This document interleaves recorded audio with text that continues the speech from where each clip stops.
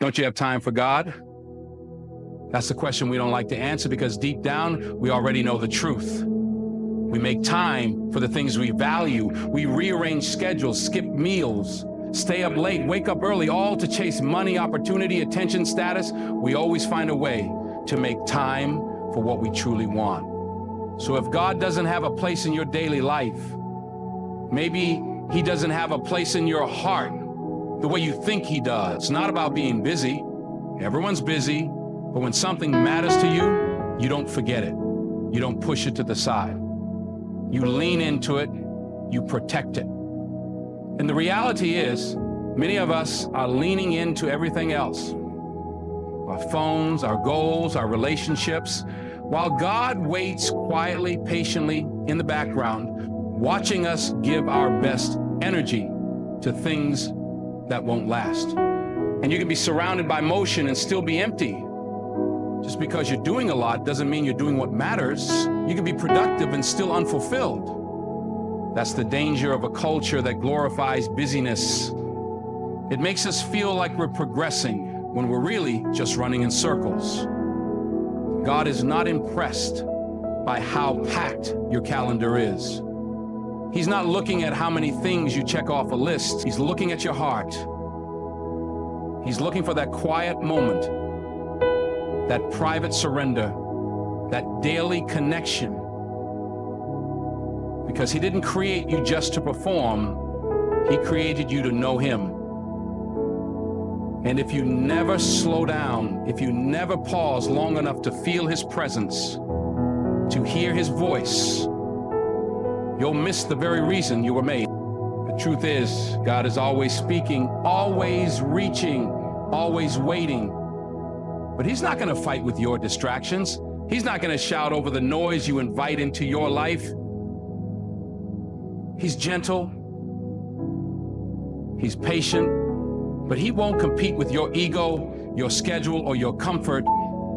He'll let you choose. That's the kind of love He gives. One that doesn't force, but offers. One that waits, even when we've made everything else more urgent. And it's not that we don't love God.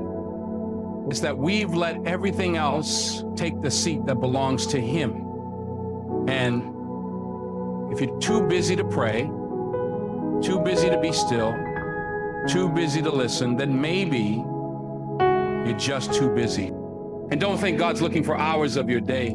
He's looking for your heart. Just one real moment, one honest prayer, one surrendered minute in His presence can do more than 100 hours of stress and striving. He's not asking for perfection. He's asking for a connection. You don't have to know all the words. You don't have to be holy or polished. You just have to be real. That's all He's ever wanted. You, as you are. And maybe you feel like everything's going fine without Him. Life's moving, doors are opening, you're managing. But storms don't send invitations. Life has a way of turning fast. People you depend on might disappear. The ground you stand on might shake, and in that moment, you're going to want to lean on a relationship that's real, not one you just visit on Sundays. Because when a storm comes, and it will, you don't need a motivational quote. You need an anchor. And God has always been that. Don't wait until the world falls apart to realize you should have made time for the one who holds it all together. Don't you have time for God? It's not a complicated question, but it cuts deep. Because if we're honest, most of us spend our days running after everything except the very one who gave us the strength to run in the first place. We make time for meetings, for calls, for friends, for social media, for dreams, for goals. We even make time to rest and binge shows when we feel overwhelmed. But somehow, the time for God gets pushed further and further back until it disappears completely. Then we say we're tired, we're busy, we're stressed, we're managing too much. But let me tell you something. The same people who say they don't have time for God will stay up all night to chase money. They'll wake up early for opportunity. They'll drop everything for someone they want to impress. So don't tell me it's about time. It's about priority. It's about what matters most to you. And if God isn't at the top, everything else is already out of order. We treat God like an optional appointment, something we'll get to when everything else is done. But you don't put the creator of time at the bottom of your calendar. You don't give him the leftovers. You give him the first. Because if he's not first, he's not Lord. And too many of us are trying to fix life on our own while ignoring the one who actually holds the answers. We think we can handle it. We think we've got enough experience, enough talent, enough connections to make it all work. But what happens when your strength runs out? What happens when the people you're counting on fall short? What happens when success still leaves you empty? That's when you realize that all the things you chased can't save you. Only God can. But you've got to stop treating his presence like a chore. You don't need to come to him perfect. You don't need fancy words. You just need to show up. You need to be real. He's not looking for performance. He's looking for relationship. He's looking for someone who will say, Lord, I don't have it all together, but I know I need you. And when you make time for him like that, everything begins to shift. Peace shows up where there was chaos. Clarity replaces confusion. Strength rises where there was weakness, but you can't access any of that if you keep pushing him off for later. Tomorrow is not promised. You can't wait until the crisis comes to start praying. You can't wait until your heart is breaking to start worshiping. You've got to build that foundation now while things are still steady, because when the storm hits, it's too late to pour the concrete. And I know this world will tell you to hustle harder, to grind nonstop, to stay busy so you don't fall behind. But what if the thing you're falling behind on isn't your goals? It's your soul. What if you gain the whole world and lose your peace in the process? What if you reach the top only to realize you climbed the wrong mountain? You see, success without God is still failure. A full schedule without a full spirit is still empty. You can have the applause of people and still be disconnected from your purpose. You can have a house full of things and still have a heart that's hollow. That's why time with God isn't optional. It's essential. He's the one who aligns your steps. He's the one who gives you wisdom when the decisions get heavy. He's the one who heals what no one else even sees. But you got to stop and listen. You got to slow down enough to hear his voice over the noise. Sometimes God is silent, not because he's distant, but because we're too distracted. We're praying on the move, half listening, half thinking about what's next. But God won't compete with your distractions. He speaks in the stillness. He moves in the quiet. He draws near when you draw near. But that takes intention. That takes humility. That takes making him the center, not the spare tire. Because you don't build a strong life by visiting God occasionally. You build it by walking with him daily. And when you finally start making that time, when you start putting him first, really first, you'll see what happens. You'll start walking with power. You'll face trials with peace. You'll wake up with purpose. And it won't be because life got easier. It'll be because you got anchored. Because the time you spend with God doesn't just change your day, it changes your life. So the question still stands, don't you have time for God? Don't you have time for God? That question alone should stop us in our tracks. Because most of us are moving so fast, chasing so many things, that we don't even realize what we're missing. We wake up rushing, we go to bed exhausted, we plan every hour, every minute, every second, except the ones we owe to the one who gave us life. And yet we wonder why we feel lost, why we feel empty, why we feel disconnected from our purpose. It's not because God has moved. It's because we've pushed him to the side. We've made him optional. We've made him a last resort. We've turned our relationship with him into a Sunday appointment instead of a daily walk. But the truth is, when you push God to the background, everything else starts to fall apart. Peace becomes harder to find, direction becomes cloudy, strength starts running low, and all along he's still there, still waiting, still calling you back, but you have to make the decision to respond. You have to choose to make time, because time with God doesn't just happen. You make it. You carve it out. You protect it. You put it first. Quick to give our time to the world. We spend hours chasing careers, building platforms, scrolling endlessly through things that won't feed our souls. We spend time worrying, comparing, proving, achieving. And then we say, we're too tired to pray, too busy to read, too overwhelmed to be still. But that's exactly when we need him most. Not after the storm, not after the burnout, but right in the middle of the chaos. That's where his voice breaks through. That's where his strength carries us. That's where his peace quiets the noise. But you have to stop long enough to hear him. You have to be still long enough to feel him. Because God won't compete with your distractions. He doesn't beg for attention. He doesn't force his way in. He waits.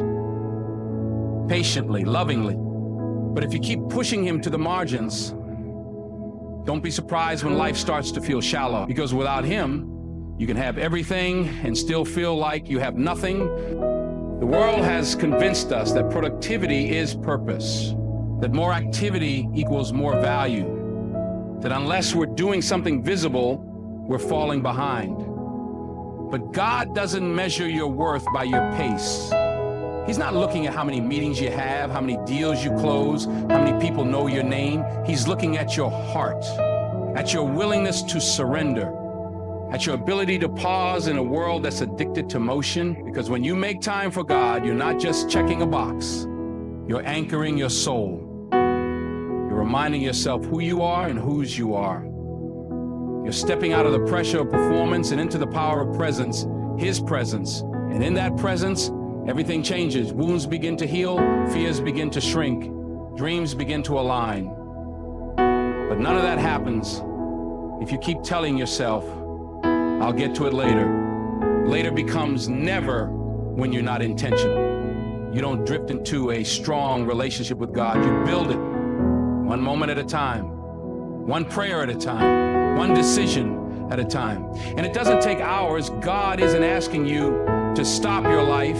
He's asking you to include him in it, to invite him into your decisions, your conversations, your thoughts, to put him at the center, not the sideline. Because when God becomes your priority, everything else finds its rightful place. That anxiety that's been keeping you up at night, it starts to lose its grip. That confusion about your future, it starts to make sense. That pressure to prove yourself, it starts to fade. Because the more time you spend with the one who created you, the more you understand why you're here. But that kind of clarity doesn't come through noise. It comes through intimacy, through quiet moments, when it's just you and him, no distractions, no pretense, no performance, just truth, just grace, just love. And you don't get that by accident. You get that by choosing him daily, by making time even when it's inconvenient, especially when it's inconvenient. Because the enemy would love nothing more than to keep you too distracted to pray, too busy to listen, too tired to believe. But you've got to push back. You've got to decide that your relationship with God is not a side piece. It's the foundation. And when you make it your foundation, everything else begins to shift.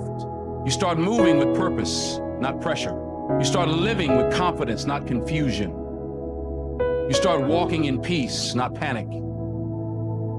That's what happens when God is not just a part of your day, but the center of your life.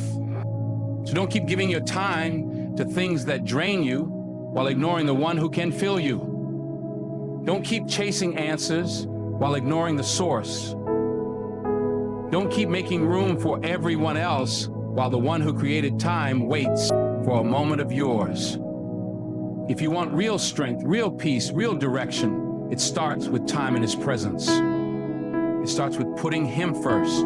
It starts with stopping long enough to remember that you were never meant to do this life alone. God is not an afterthought. He is the answer. And all he's asking is, don't you have time for him? Don't you have time for God? It's a question that speaks louder than any sermon. A question that doesn't just challenge your schedule, it challenges your soul. We make time for the gym.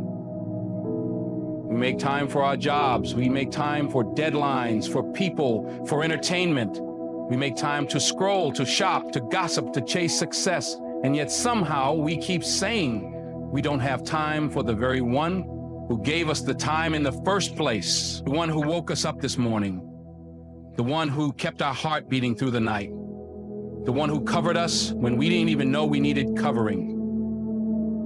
Isn't it strange how we're so quick to call on God when everything falls apart, but so slow to sit with Him when everything is fine? We remember Him in crisis, but forget Him in comfort.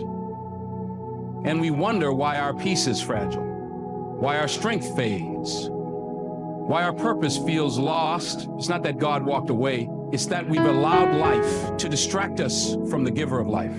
God isn't asking for hours. He's not demanding rituals or religious performances. He's asking for relationship. For a heart that says, God, I want to know you. I want to walk with you. I don't want to just visit you. I want to live with you. But relationships take time. They take intention.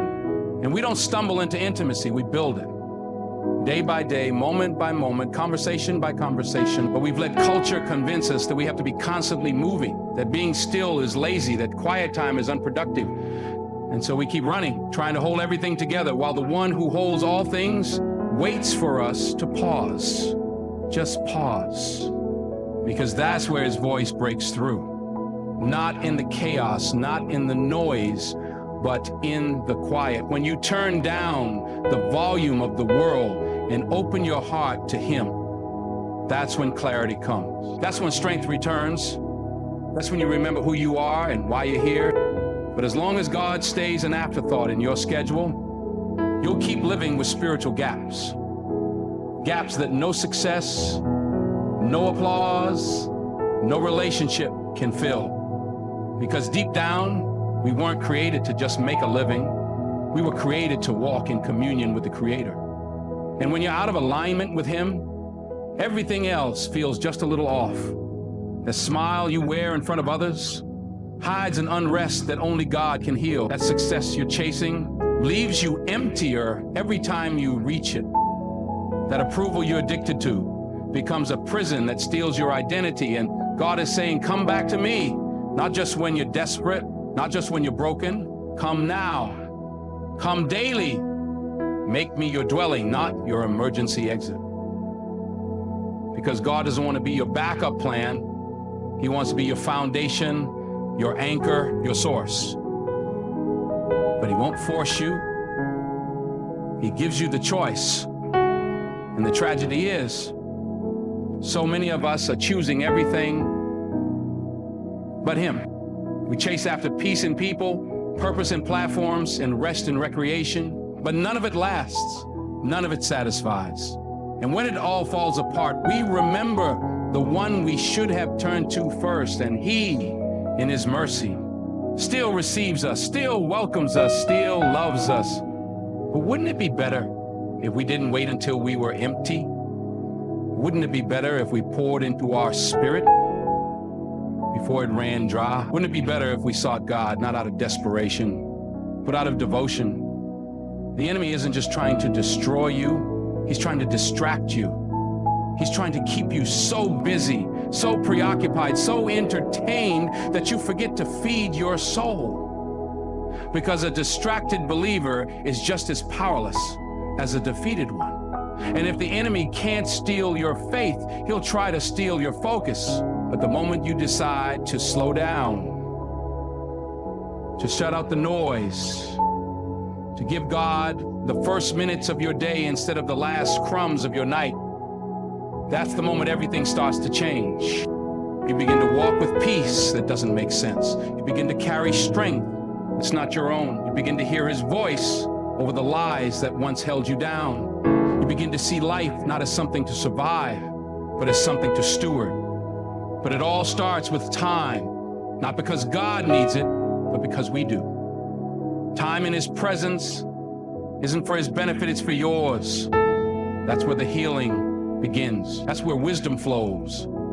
That's where burdens lift And if you keep saying you don't have time, you'll keep living a life that's out of rhythm, out of balance, out of purpose.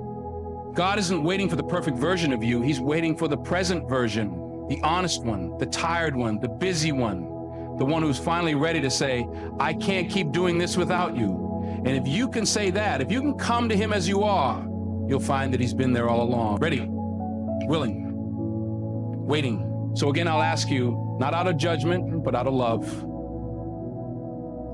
Don't you have time for God? Don't you have time for God?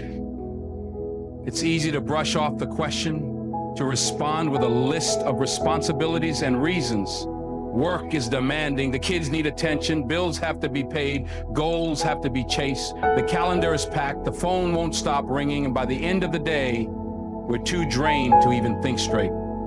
And yet, in all that busyness and all that motion, something inside still feels incomplete. We're achieving, but we're anxious. We're progressing, but we're restless. We're connected to the world, but disconnected from ourselves. And it's not because we're doing too little, it's because we're doing too much without God. We've let everything else take precedence.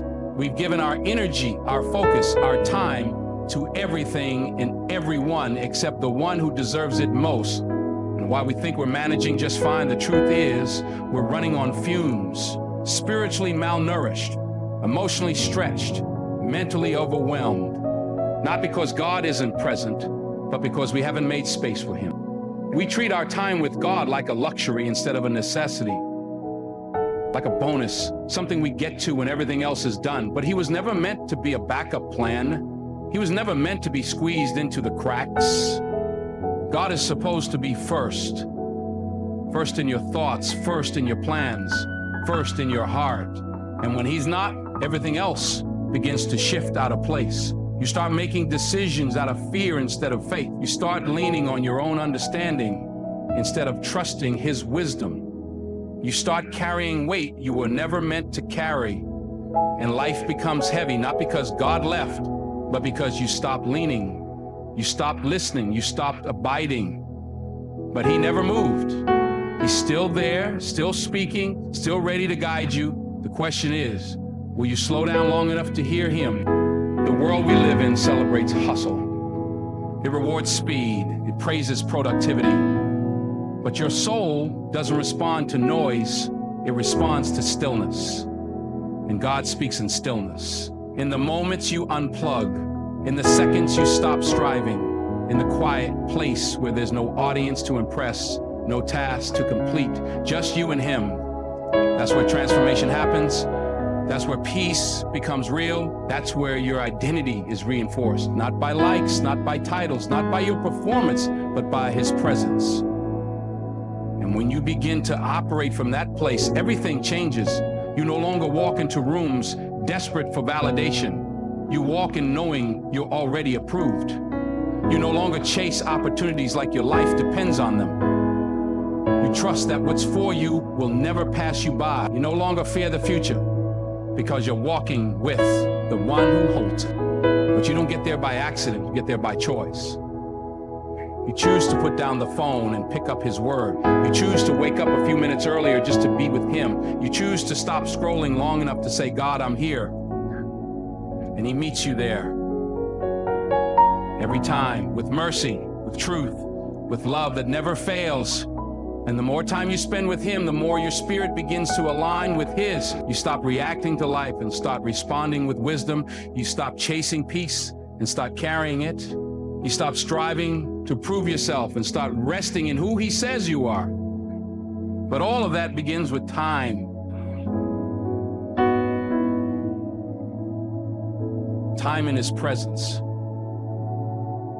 Time in prayer. Time in the word.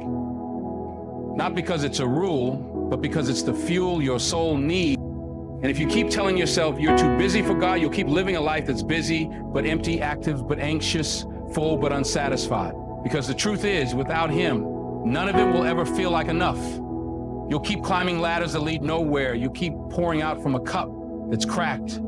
You'll keep fighting battles you were never meant to fight alone. And all the while, God is waiting not with judgment, but with open arms, not with condemnation, but with compassion, ready to give you the strength, the clarity, the peace you've been searching for in all the wrong places. But you have to come. You have to make the time. You have to say, Lord, I've given my time to everything else. Now I give it to you.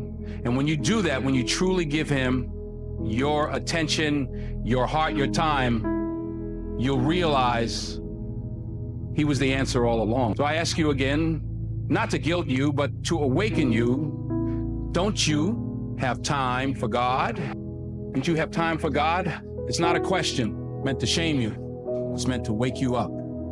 Because we live in a world where everything demands your time. Your job wants it, your family needs it, your goals consume it, your phone steals it, and by the time the day is done, you've given away everything you had and left nothing for the one who gave it all to you. And it happens subtly. You don't mean to drift. You don't mean to let days go by without prayer.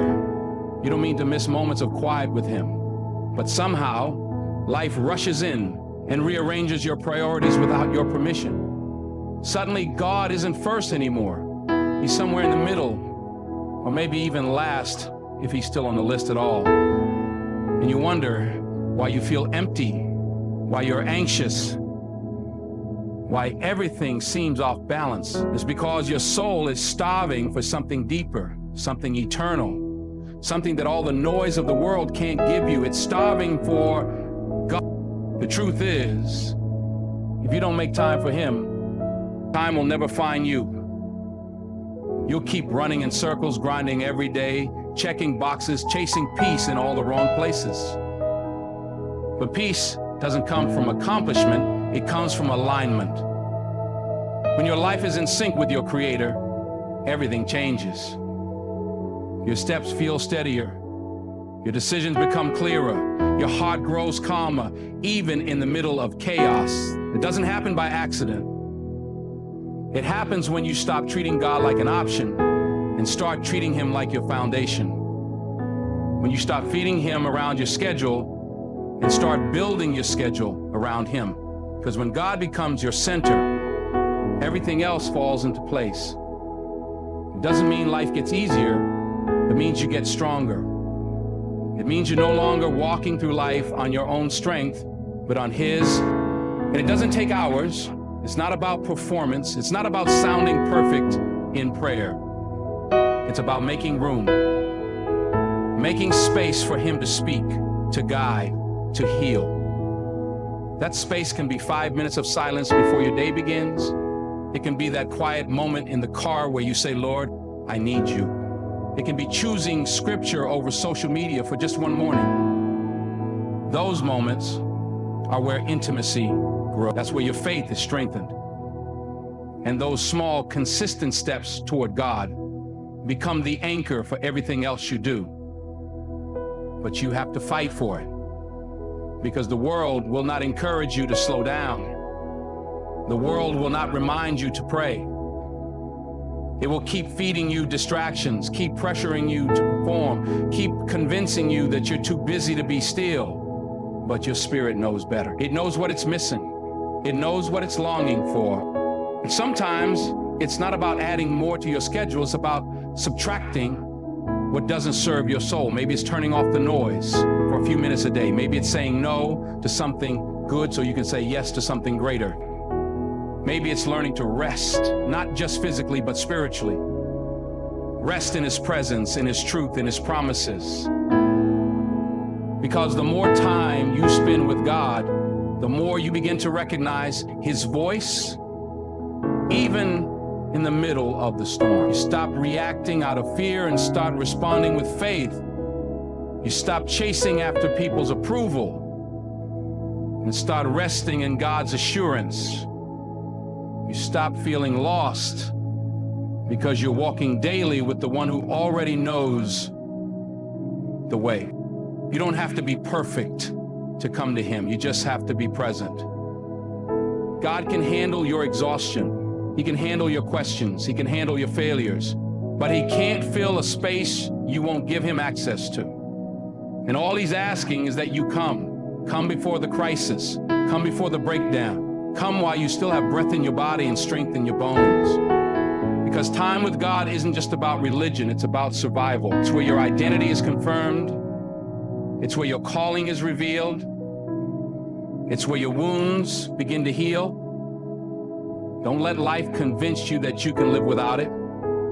Don't wait until you're empty to come to the well. Don't wait until you've tried everything else to turn back to Him. He's not waiting for a perfect moment. He's waiting for your surrendered heart. And once you give Him your time, you'll start to see what you were missing all along. The strength, the clarity, the peace, it's all found in His presence.